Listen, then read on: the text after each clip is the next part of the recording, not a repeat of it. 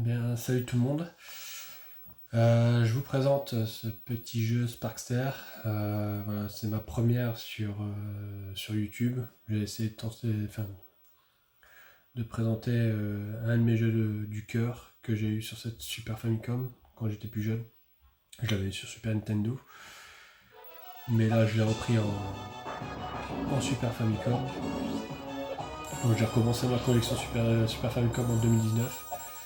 Et ça a été parmi l'un des premiers jeux que j'ai acheté parce que c'est celui avec lequel j'ai gardé le meilleur souvenir. J'étais fan de la série Rocket Knight à l'époque qui était sur Mega Drive. Mais comme j'avais une Super Nintendo, pendant longtemps on n'a pas pu jouer à ce personnage emblématique de Konami.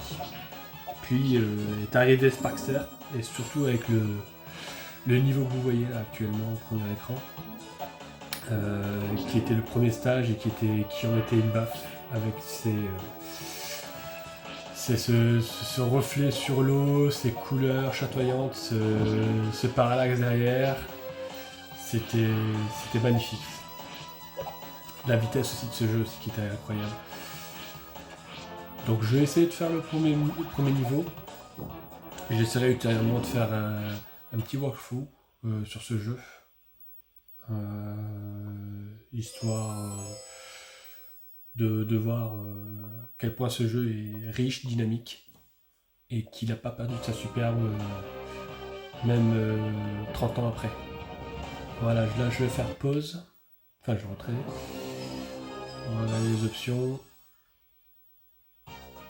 C'est le niveau normal, donc Y pour attaquer, B pour sauter et R et L pour faire des roulés-boulés. Voilà. Allez, c'est qui part. Ça va aller très vite, hein, le premier niveau.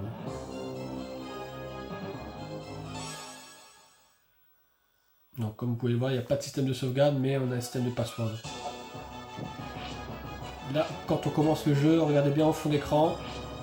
Paf! Et ben, le mec qui est parti là-haut, c'est le boss de ce fan niveau. Donc ce qui est génial à l'époque dans les jeux de Konami sur Super Famicom, c'est qu'on avait beaucoup de dash, notamment je pense à Tiny Toons. On avait cette barre de dash pour aller vite, là on retrouve cette même barre de dash avec Sparkster. Donc Sparkster, il a un jetpack, il peut aller dans toutes les 8 directions, en diagonale, en haut, en bas. À cela s'ajoute un coup d'épée avec une espèce de halo qu'il envoie à la Link de Zelda. Et le fameux roulé-boulé, gauche-droite, pour se rattraper en l'air. Et donc là, la différence de Rocket Knight qu'on avait sur Mega Drive, on combattait des cochons, ici on combat des loups. Et donc c'est ça, cette image-là qu'il y avait dans les magazines, elle me rendait fou quand j'étais petit. Donc à savoir aussi le jetpack, lorsqu'on le fait sur place sans toucher la direction, ça fait une attaque dévastatrice, si je puis dire. Donc les bananes pour reprendre de la vie. Donc, là je viens de reprendre aussi une pomme qui redonne un cœur de vie. Le jeu est assez exigeant, il est assez difficile. C'est pas, il commence facile, mais dès le deuxième niveau, on sait que ça va être dur, quoi.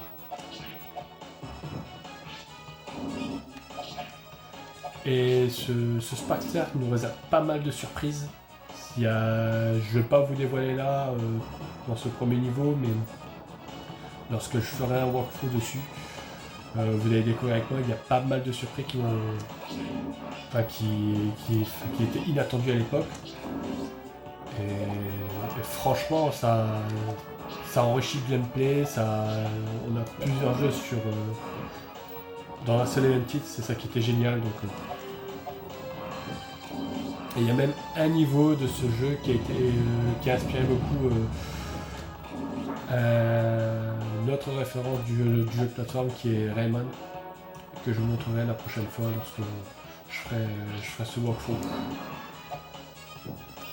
Là pour l'instant, l'objectif c'est de terminer ce premier niveau correctement. et rapidement. Plus les ennemis sont... Enfin, tout est imposant dans cet écran, donc on a quelques légers ralentissements malgré tout. Mais bon, c'est pas très très méchant. Franchement, vu la qualité du jeu, là je viens de découvrir un petit passage secret, la qualité du jeu, la vitesse qu'on retrouve dans ce jeu. Ouais. On va vite lui pardonner ça, hein, ces petits ralentissements. Beaucoup d'humour. Ça c'était la patte de Konami à l'époque, ça.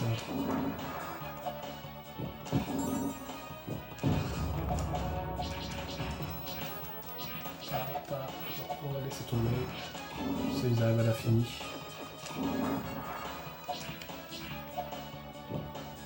Franchement, le jeu répond au doigt et à l'œil. Il n'y a même pas... Enfin, en termes de gameplay, c'est... rien à dire. Il y a aussi un passage secret, mais... Enfin, une salle secrète. Mais je la garde pour plus tard. Parce que si je perds de la vie, je reviendrai pour en récupérer un petit peu ici et là. C'est ça que je trouve génial, c'est qu'on trouve des références à plein de jeux. Là, c'est les loups qui sortent comme ça, un peu de la tuyauterie, ça me rappelle un peu les ratons laveurs dans Mario 3, dans les derniers mondes de Mario Bros 3.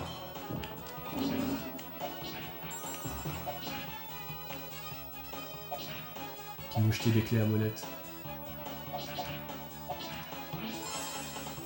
Et là, ce son, ça veut dire que j'ai gagné une vie. Donc à partir de 100 joyaux, on récupère une vie. Ah bah je peux plus reculer en arrière. Tant pis, j'aurais dû prendre les baleines plutôt. Et les ennemis repopent, hein, comme vous pouvez le voir. Ah, laisse-moi tranquille.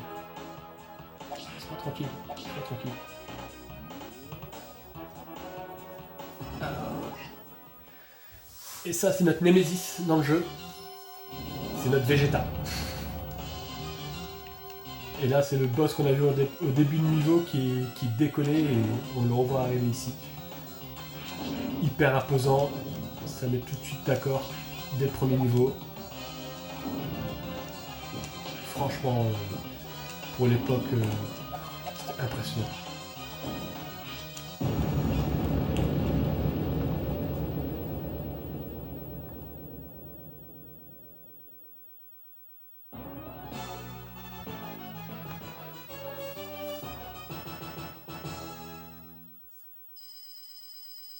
Voilà pour ce premier niveau de Sparkster. J'espère que ça vous aura plu. C'est très très court. J'essaierai de faire plus long la prochaine fois. Avec soit un vrai test, soit comme j'ai dit, un live walkthrough. Allez, à bientôt. Et j'espère vous revoir à nouveau sur la chaîne. À bientôt.